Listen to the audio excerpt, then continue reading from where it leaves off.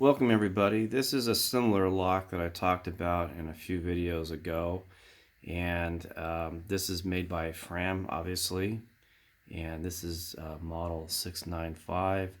Oftentimes you'll see these locks with the railroad insignia. I believe it's Southern Pacific, if I'm not mistaken.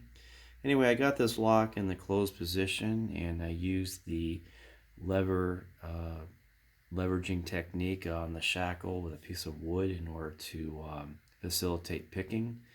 You want to pick these locks at the 3 o'clock position by rotating the plug. Once I get the lock picked open, I traditionally will take measurements using what I call an XYZ wire. And in the past, I've called these L wires, but this one is really an XYZ. I find it to be a lot more ergonomic. And this particular wire is just one of many that I have for decoding new champion padlocks, and it worked quite nicely for decoding these locks. Traditionally, I would recommend that you make yourself a set with changes of 0.025 inch. That measures from tip to the back of this, and this is inserted, and you rotate this once the lock is picked open, and you want to gap gauge each lever tumbler. Now, when you do measure the distance from here to there, you're going to notice that there's going to be a little bit of slop. That means that there's high and low, minimum and maximum. If you cut the key too shallow, that's not good. The lock may not work. So what I really want to communicate with you guys is my findings in regards to, does this lock really favor minimum depth cut or maximum depth cut? I hypothesized that maximum depth cut. That means the biggest L wire that I can insert up against a lever tumbler and wedge in there so it sticks up perfectly vertical.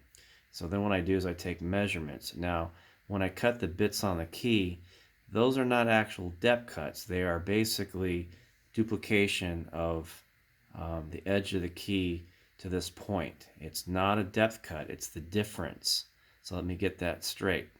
So what I did is I came up with a little piece of paper, and this was something that I did several weeks ago, and I basically created a hypothesis that the lock would favor maximum L wire or XYZ wire insertion.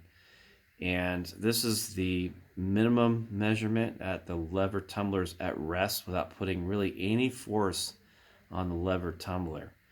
And that's what these measurements are for each lever tumbler position.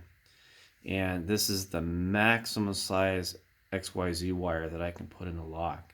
And this just happens to be the difference between the two minimum and maximum. So I hypothesized that the maximum L wire or XYZ wire would be favorable for optimum key operation. As it turns out, that's exactly the case. It does favor maximum. And this is what I came up with, these numbers right here.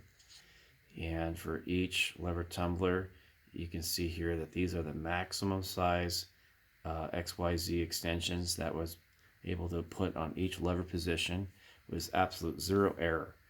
And the lock works pretty well. The lock should work between 2 o'clock and 4 o'clock in either counterclockwise or clockwise rotation. Let me show you the key that I made. It's made from beryllium bronze, much harder material. I love this stuff. And this lock required some WD-40. It was pretty sticky at first, but let's see what we can do to get this thing to work. Rotating the lock. There we go. Close the lock. And there we go. And you can rotate the key back. That's about as good as it gets. I'm very happy with the result. This had some pretty interesting bitting on this key. Very, very deep cuts. This would be the XYZ extension, and from there to here was like 0.275.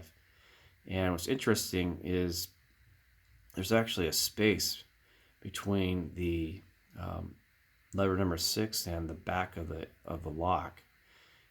That's not a bit right there. That's just a space. And this is also a space. So if you count this, lever 1, lever 2, lever 3, lever 4, lever 5, and lever 6. Again, these are not levers positions. These are just gaps. And I left that in there because it really keeps the key more perpendicular in the lock, and that's the reason why I kept that. It may not be factory, but I want to make sure that I keep this key and lock working in optimum order. So I incorporated that in the design, and it works, so I'm not worried about it. Anyway, I hope you enjoyed this video and hope you learned something today. Thanks for watching.